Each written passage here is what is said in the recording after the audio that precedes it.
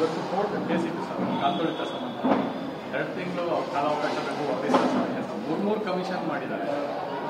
2 ದಿನದಲ್ಲಿ ಕೊಡಬೇಕು ಅಂತ ಕೋರ್ಟ್ ಸ್ಪಷ್ಟವಾಗಿ ಅಲ್ರಿ. ಅವ್ರು ಯಾವ ಆರ್ ಸಿ ಬಿ ಫ್ರಾಂಚೈಸಿ ಗೆದ್ದಿದ್ದಕ್ಕೆ ಕೆಲವೇ ಗಂಟೆಗಳಲ್ಲಿ ತರಾತುರಿಲಿ ಮೈ ಮೇಲೆ ಬಿದ್ದು ನಾನು ಮುಂದೆ ಅಂಥೇಳಿ ನೀವು ಕಾರ್ಯಕ್ರಮ ಆಯೋಜನೆ ಮಾಡಿದ್ರಿ.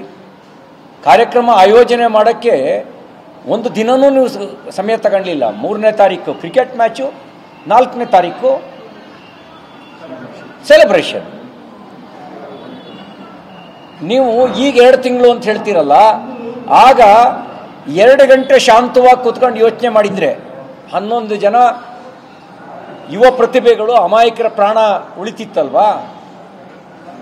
ಈಗೇನು ರೀರೈಟ್ ಮಾಡೋಕ್ಕೆ 2 ತಿಂಗಳು ಬೇಕಾ? ಅಥವಾ ಜನಮಾನಸದಿಂದ ಎಲ್ಲ ಮರೆಯಾಗಲಿ, ಜನ ಮರ್ತು ಬಿಡಲಿ ಅಂತ 2 ತಿಂಗಳು ಸಮಯ ಕೇಳ್ತಾ ಇದ್ದೀರಾ? ಏನಕ್ಕೆ 2 ತಿಂಗಳು ಸಮಯ? ಇಷ್ಟೇ ತಾಳ್ಮೆಯನ್ನು 2 ದಿನ ಸಮಯ ತಗೊಂಡಿದ್ರೆ ಕಾರ್ಯಕ್ರಮವೂ ಚೆನ್ನಾಗಾಗೋದು, ರಾಜ್ಯದ ಮರ್ಯಾದೆಯೂ ಉಳಿಯೋದು, 11 ಜನರ ಜೀವನ ಉಳಿತಿತ್ತು. ಯಾಕೆ ಆತರ ತೋರಿಸಿದ್ರಿ? ಅಂಥದ್ದೇನಿತ್ತು? ನಾವು ಭಾಳ ಸರಿ ಪ್ರಶ್ನೆ ಮಾಡಿದ್ದೀನಿ. ಏನು ರಾಜ್ಯ ಆಯೋಜನೆ ಮಾಡಿದ ಕಾರ್ಯಕ್ರಮನಾ ಅಥವಾ ಕ್ರಿಕೆಟಾ? ನೀವು ಹೆಂಗೆ ಅಂದರೆ, ನೀವು ಕಾಂಗ್ರೆಸ್ನವರೇ 6 or 4 ಹೊಡೆದು ಗೆಲ್ಲಿಸ್ಬಿಟ್ರೇನೋ ಅನ್ನೋ ಥರ ನಿಮ್ಮ ಆತರ ಇತ್ತು.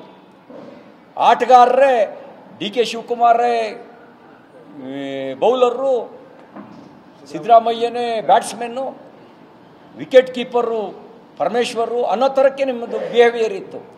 ಇಡೀ RCB ತಂಡದ ಗೆಲುವಿಗೆ ನೀವೇ ಪಾತ್ರದಾರರೇನೋ ಅನ್ನೋ ರೀತಿಯಲ್ಲಿ ನೀವು ವ್ಯವಹರಿಸಿದ್ರಿ. ನಿಮ್ಮ ಆತರ, ನಿಮ್ಮ ಕ್ರೆಡಿಟ್ ವಾರು ಅಮಾಯಕರ ಬಲಿ ತಗೊಳ್ತು. ಈಗ ಯಾಕೆ 2 ತಿಂಗಳು ಸಮಯ ಕೇಳ್ತಾ ಇದ್ದೀರಿ?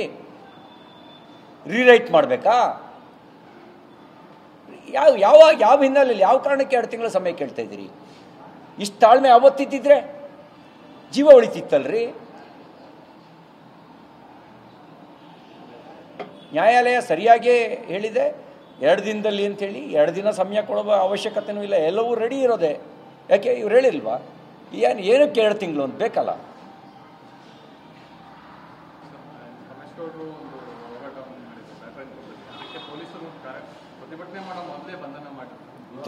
ತುರ್ತು ಪರಿಸ್ಥಿತಿಗೆ 50 ವರ್ಷ. ತುರ್ತು ಪರಿಸ್ಥಿತಿಲಿ ಹಿಂಗೆ ಆಗ್ತಿತ್ತಂತೆ. ಅಂದರೆ ಪ್ರತಿಭಟಿಸುವ ಹಕ್ಕು ಇರಲಿಲ್ಲ. ಭಾರತ್ ಮಾತಾ ಕಿ ಜೈ, ಒಂದೇ ಮಾತರಂ ಅನ್ನೋರನ್ನು ಕೂಡ ಜೈಲಿಗೆ ಕಳಿಸ್ತಾ ಇದ್ರು. ಬ್ರಿಟಿಷರ ಕಾಲದಲ್ಲ, ಶ್ರೀಮತಿ ಇಂದಿರಾ ಗಾಂಧಿಯವ್ರ ಕಾಲದಲ್ಲಿ, ಕಾಂಗ್ರೆಸ್ ಆಡಳಿತದಲ್ಲಿ. ಈ ಜೂನ್ 25ನೇ ತಾರೀಕು ಬಂದರೆ 50 ವರ್ಷ. ಆ ತುರ್ತು ಪರಿಸ್ಥಿತಿ ಗುಂಪಿನಲ್ಲೇ ರಾಜ್ಯದ ಕಾಂಗ್ರೆಸ್ ಇದ್ದಂತಿದೆ. ಈಗ ಒಂದು ರೀತಿ ಅಘೋಷಿತ ತುರ್ತು ಪರಿಸ್ಥಿತಿ, ಆಗ ಘೋಷಿತ ತುರ್ತು ಪರಿಸ್ಥಿತಿ, ಈಗ ಅಘೋಷಿತ ತುರ್ತು ಪರಿಸ್ಥಿತಿ.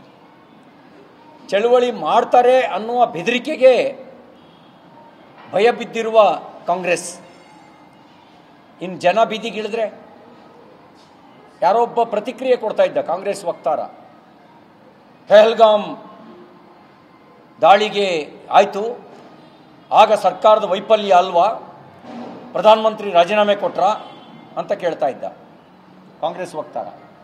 ನಾವು ಅವ್ರಿಗೆ ಹೇಳಿದೆ, ಪ್ರಧಾನಮಂತ್ರಿ ಆಪರೇಷನ್ ಸಿಂಧೂರ್ ಹೆಸರಿನಲ್ಲಿ ನುಗ್ಗಿ ಪಡೆದ್ರು.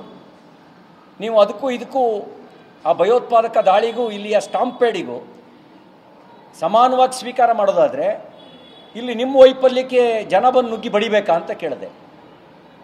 ಇವ್ರ ವೈಫಲ್ಯಕ್ಕೆ ಜನ ನುಗ್ಗಿ ಬಡಿಯುವ ದಿನ ದೂರ ಇಲ್ಲ. ಇದೇ ರೀತಿ ಭ್ರಷ್ಟಾಚಾರ, ಇದೇ ರೀತಿ ಬೆಲೆ ಏರಿಕೆ, ಇದೇ ಥರ ಕಾನೂನು ಸುವ್ಯವಸ್ಥೆಗೆ ಧಕ್ಕೆ ತರೋ ಕೆಲಸ ಮಾಡ್ತಾಯಿದ್ರೆ, ಇದೇ ಥರ ಕ್ರಿಮಿನಲ್ ನೆಗ್ಲಿಜೆನ್ಸಿ ಮಾಡ್ತಾಯಿದ್ರೆ, ಇದೇ ಥರ ಅಸಮರ್ಥತೆಯನ್ನು ತೋರಿಸ್ತಾ ಇದ್ದರೆ ಜನನೇ ನುಗ್ಗಿದ್ರೂ ಆಶ್ಚರ್ಯ ಇಲ್ಲ.